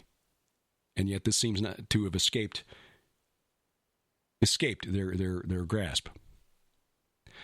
Well, anyway, Game of Gods, the book. Highly recommended, Carl Teichrib, and you'll find that at Amazon.com or at his website, gameofgods.ca. A couple of news items to conclude this week. The Mueller investigation, they came out with a what they think was a big revelation toward the end of last week. President Trump's former attorney, Michael Cohen, lied about something. We'll see where this goes. Frankly, the American people, I mean, actual thinking Americans out here in middle America who are concerned with trying to get by with their daily lives and not fixated on every syllable that comes out of the mouths of Washington politicians, lawyers, and talking heads, frankly, don't care. We're getting sick of it. We just want the government in Washington, D.C. to get back about the business of governing. I think on a deeper level, of course, if we're looking, again, at the idea that, we're all going to live forever. We're here on this earth for, 60, 80 years maybe. And so this fixation with what happens inside the Beltway in Washington, D.C. is perhaps not where we should be focusing our attention. That maybe, making disciples of all nations is really should be our goal. I recognize government is how we controls our day-to-day lives and allows us to live peaceably enough that we can actually do that. So there is some importance to it, but still, this stuff. I mean, when the Robert Mueller investigation, the special counsel, trying to find evidence of collusion between the Russian government and the Trump presidential campaign, is down to trumpeting the fact that, hey, Dr. Jerome Corsi, author of a number of books, again, you can find interviews that we've done with Dr. Corsi at VFTB.net. Warned us early on about the North American Union. He was the guy who wrote the Swift Boat book that kind of helped torpedo John Kerry's presidential bid. He's 72 years old. I mean, still, very intelligent man. His age is not a knock against him. But basically, you take a guy who's 72 years old and grill him for like 40 hours trying to trip him up and get him to forget something. I'm 56. At some point, I'm going to forget something and make an inaccurate statement and then say, okay, based on that, we're going to charge you with perjury. That's essentially what they've tried to do. But think about that. The goal of this investigation was to find evidence that the Kremlin was pulling Donald Trump's strings, and what they come up with is the possibility that Dr. Corsi may have made an inaccurate statement about an email that he admitted to once he was reminded of it. Isn't that stupid? So Dr. Corsi at the end of last week saying, look, they want me to lie, take a plea deal. I'd rather go to jail. So pray for Dr. Jerome Corsi because he's under a lot of pressure. This is really, really nuts. Speaking of nuts, we may be seeing that the Clintons have finally jumped the shark. They're on a speaking tour going around the country now. They spoke in Toronto at Scotiabank Arena last week. And columnist Maureen Dowd for the New York Times, she is a liberal, wrote about it. And she writes that she is feeling sorry for the Clintons. Why? Because, Scotiabank Arena is if I'm not mistaken, isn't it where the Toronto Maple Leafs play hockey? I think it is. Yes, it is. And they put the Clintons, Bill and Hillary, on the speaking tour in a hockey arena, which seats about, 18,000 people. And in a very symbolic movement, in order to make it appear as though they couldn't sell any seats, they literally curtained off about half of the arena. And it was still very obviously an embarrassingly empty arena. The pictures accompanying Dowd's column show all of these empty seats. She paid about $177 for her ticket to go see the Clintons. By the time of the event, they were selling at ticket brokers for like $10 or $11 a seat. Large swaths of empty seats, the Clintons not able to sell out. Meanwhile, tickets to see Michelle Obama on her speaking tour going for thousands of dollars. Hillary may have jumped the shark. More evidence of this, by the way, the fact that the Clinton Foundation has experienced a sharp drop in its donations. Like a 90% decline over the last 3 years. Now, you can better believe if she'd won the election, the Clinton Foundation would be raking in the bucks. According to their tax filings, in 2014, the Clintons took in about $338 million. $338 million. In 2017, that declined to about $56 million. That's still a lot of money, but it ain't what it used to be. And the reason for the decline is that when you're running a pay-to-play operation and you're not in a position to play, people aren't going to want to pay. So, again, we may be seeing the Clintons finally shuffle off the world stage. Now, who knows what's going to happen between now and 2020? Never count them out. And there are those who are hinting that she may yet make a run. I wish I'd thought of the expression, get woke, go broke. It's not mine. I see it at Instapundit, which is a blog with a number of different contributors. Instapundit.com. This is a phrase that they use, and it certainly applies to Dick's Sporting Goods. They took an anti-gun stance after the terrible, terrible shootings at Parkland High School in Florida. Made its announcement that they would not sell AR-15s at any of its stores, and that it would make it more difficult for adults to buy long guns. Well, as a sporting goods store, as one of those major retailers, sort of like a Bass Pro Shop, they did a pretty fair business in guns and hunting equipment prior to this announcement. But contrary to what they thought in the wake of the shootings at Parkland, that cutting out the sales of AR-15s and de-emphasizing the sales of long guns has not helped its business.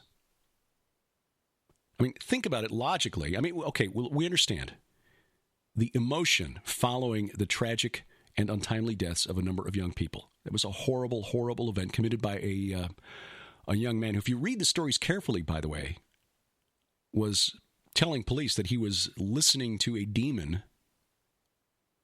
And, of course, the media just writes that off as, well, the kid's crazy. And right, he may, in fact, based on what he did, have been listening to a demon. Because what he did was flat evil. Anyway, Dick's Sporting Goods and a number of other places, but Dick's is one of the most prominent, said that we're not going to do this anymore. We're not selling AR-15s. We're not going to say, well, all right. Certainly, they're right to do it in a free society, but it's also the right of Americans, especially those who look for retailers to purchase hunting equipment to go elsewhere. Like, if you're going to take an anti-gun stance and I'm looking to purchase weapons that I might use either for hunting or for self-defense, why would you do it at a store that is making it very publicly clear that they think that you're a bad human being if you want to own one of these guns? So Dick's is now announced that they're cutting out all hunting merchandise. Right now, in a trial run at just 10 of its stores, but apparently sales have dropped off so much, not just for AR-15s and long guns, but for all hunting merchandise, that they are just going to drop it altogether at about 10 of their stores. According to their chief financial officer, sales continued to be negatively impacted by double-digit declines in hunting and electronics. Well, as I said, get woke, go broke. Now, I personally don't hunt, but I don't have a problem with people who do. And we do own a couple of firearms here. We live out in the country, and there are critters that run about that might, at some point, conceivably, take more of an interest in us than we would find welcome or safe. So we're protected in that respect. And I think it is the right of all Americans to do the same. So, Dick's Sporting Goods may yank hunting gear at all of its stores, at least for now. Just 10 of its stores is a trial run, but we shall see where this leads. And finally tonight, in the UK,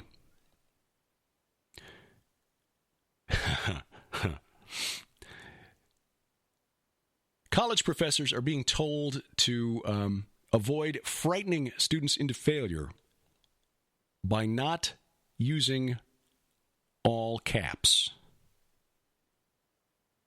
This is true. This reads like something coming from the Babylon Bee, but it's true. The staff at Leeds Trinity School given a handful of instructions to help the future journalists of the United Kingdom succeed.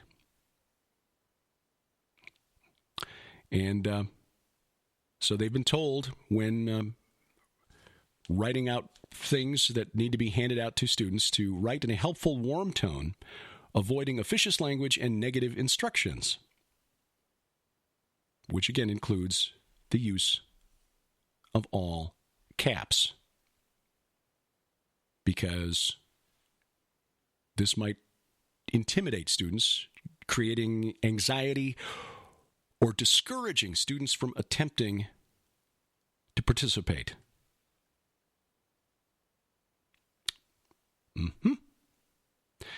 Just bear in mind that we're living in a world in which clapping has been banned because the sharp noises of two hands coming together might startle somebody. And so jazz hands has been recommended as a replacement. So, you go to the university coffee shop and somebody performs a nice song or a poetry reading or whatever. Instead of clapping, because that might trigger somebody, you use jazz hands. And, of course, coloring books and puppies will be available in the safe spaces right over there. Look, students, this coddling is not good for your mental health, because once you are no longer around the safe space of a university environment, the real world is going to smack you upside the head. And you're either going to deal or you're going to crawl into a fetal position. And reality doesn't frankly care one way or the other. So just bear that in mind, though, if you just want to be a successful college professor. Apparently, all caps in your instructions to students may trigger them into non-compliance and force them to retreat to their safe space. Well, in 2019, information you need, and sometimes delivered in all caps. I tend to get a little emotional sometimes when I speak. We'll be doing that several times in 2019. Here the Watchmen Conference coming to Dallas, March 28th through 31st. Hey, and Mike Kerr just let us know that there is an early bird discount for registering before the end of the year. So if you take advantage of this during the month of December, you'll get a discount at hearthewatchmen.com for the conference coming back to the Hilton DFW Lakes Conference Center. This is in Grapevine, Texas. It's a great facility and a great lineup of speakers. L.A. Marzulli, Russ Dizdar, Pastor Carl Gallups, Rabbi Zev Parat coming back from Tel Aviv, Pastor Paul Begley. Are you serious? Dr. Michael Lake, Pastor Casper McLeod, Coach Dave Daubenmeyer, Lynn Liaz, Michael Buldea, Lisa Haven, and Sharon and me. Honored to be a part of this again. Again, for information and to take advantage of the early bird discount, log on to hearthewatchmen.com. That's hearthewatchmen.com. The True Legends Conference is coming back to Branson in September, and this is going to address another fascinating topic. Yours truly has been invited to serve as the Master of Ceremonies again, and I'm looking forward to it. The True Legends Conference coming to the Mansion Theater in Branson, September 13th through the 15th. The topic, Answering the Alien Question. So we're looking forward to that because it should be a fascinating lineup. Kudos to Steve Quayle and Timothy Almarino for the conferences that they've put on so far. We're looking forward to being part of that again. For information there, log on to Gen 6 GENSIX.com. And then a new conference. Sharon and I will be in San Antonio in October 4th through 6th. It's the I-4029 conference at the Grand Hyatt in San Antonio, October 4th through 6th, along with, so far, Elling Marzulli, Russ Dizdar, and Bill Salas. So we're looking forward to being part of that group, and we hope you can join us. We'll give you more information on that as we get closer to the date. Hey, please don't wait. If you're interested in joining us in Israel in 2019, the Skywatch TV Wars of the Gods Tour of Israel, this will be like a rolling conference in the Holy Land. Pastor Carl Gallups, Rabbi Zev Parat, and our colleagues from Skywatch TV, Justin Fall and Wes Fall. This will be a tour of Israel like no other. We will see, of course, all of the important archaeological sites and historical sites, Jerusalem, the Temple Mount, Mount of Olives, the Western Wall. But, of course, we will also see some of the off-the-beaten-path sites like Mount Hermon, Bethel, Shiloh, Cave of the Patriarchs in Hebron. The dates, May 12th through 23rd, which means we will be there on the anniversary of Israel's independence, May 14th. For information and to reserve your place, log on to lipkintours.com. That's LIPKIN tours.com, or follow the link at the website VFTB.net. Leave us a review at Spreaker, Stitcher, iTunes, iHeartRadio, Spotify, or wherever else you find us, which, of course, is wherever fine podcasts are sold. And give us a like on Facebook, the View from the Bunker page there. And remember, A View from the Bunker is a production of Gilbert House and released under a Creative Commons Attribution, Non-Commercial, No Derivatives 4.0 International License. The opening theme is Iron Bacon by Kevin MacLeod. His website is incompetech.com. Our announcer is D.C. Good. Next week, Raymond Ibrahim, author of Sword and Scimitar, as we wrestle not against flesh and blood. I'm Derek Gilbert, and this is A View from the Bunker.